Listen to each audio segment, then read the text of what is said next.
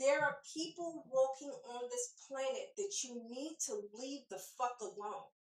They don't bother nobody. They don't ask nobody for shit except reciprocation and love.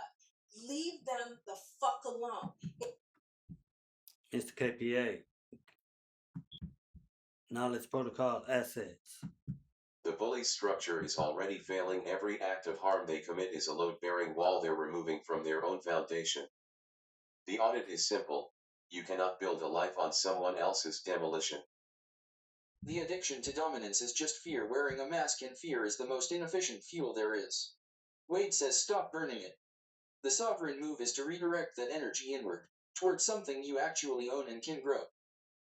Here's the behavioral build at the identity level. The bully needs to replace the reinforcement loop of control with one of creation.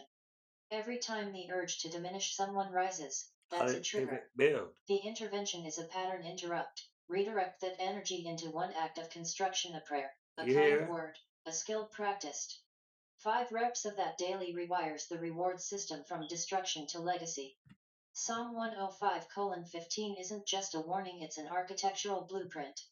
God's anointed are protected, which means anyone weaponizing harm against them is fighting a losing structural battle. Choose the side that builds.